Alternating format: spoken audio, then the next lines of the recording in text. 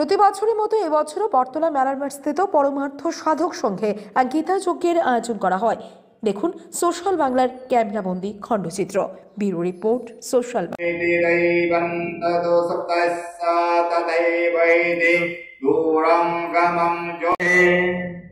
শ্রী ত্রিপুরা সুন্দরী দেবতায় সংবৎসর নাম সংবৎসরে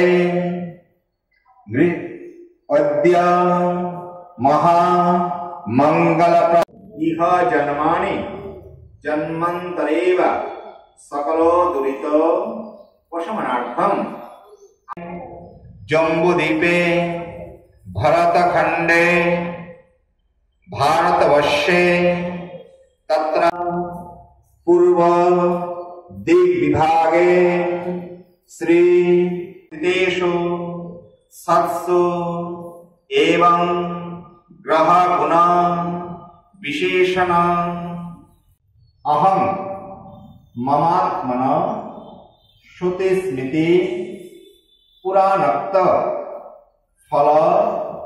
যজ্ঞের মূল উদ্দেশ্য হলো আত্মকল্যাণ এবং জগতের কল্যাণ। বিশ্বের কল্যাণই আমাদের একমাত্র উদ্দেশ্য।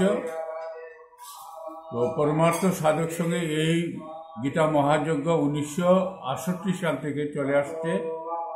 আমাদের সংঘ প্রতিষ্ঠাতা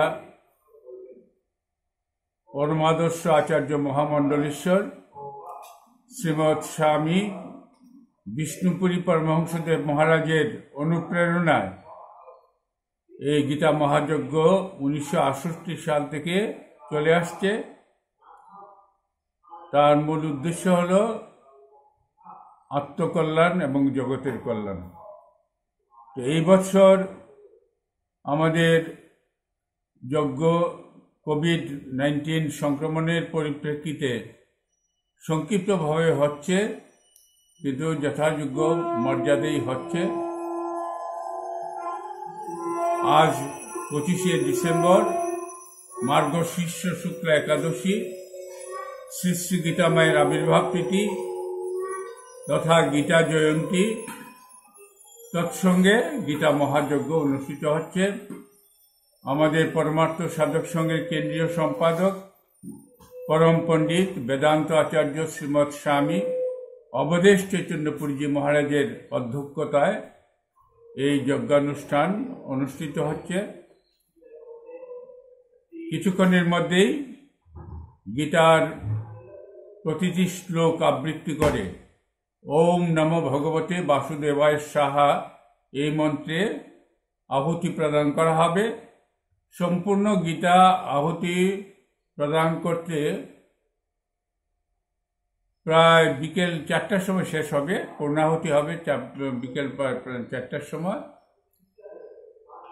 এই গীতা মহাযজ্ঞ আমাদের পরমার্থ সাধক সংঘের প্রতিষ্ঠাতা পরমাদর্শ আচার্য মহামণ্ডলেশ্বর বিষ্ণুপুরীজি পরমহংসদেবের অনুপ্রেরণায় এবং আমাদের সংঘগুরুজি শ্রী পরমাদর্শ আচার্য মহামণ্ডলেশ্বর শ্রীমৎ স্বামী প্রণব চৈতন্যপুরীজি মহারাজের আশীর্বাদে পরমার্থ সাধক সংঘের কেন্দ্রীয় সম্পাদক পরম বিদ্বান পরম পণ্ডিত বেদান্ত আচার্য শ্রীমৎ স্বামী অবধেশ চৈতন্যপুরীজি মহারাজের অধ্যক্ষতায় এই যজ্ঞ অনুষ্ঠিত হচ্ছে।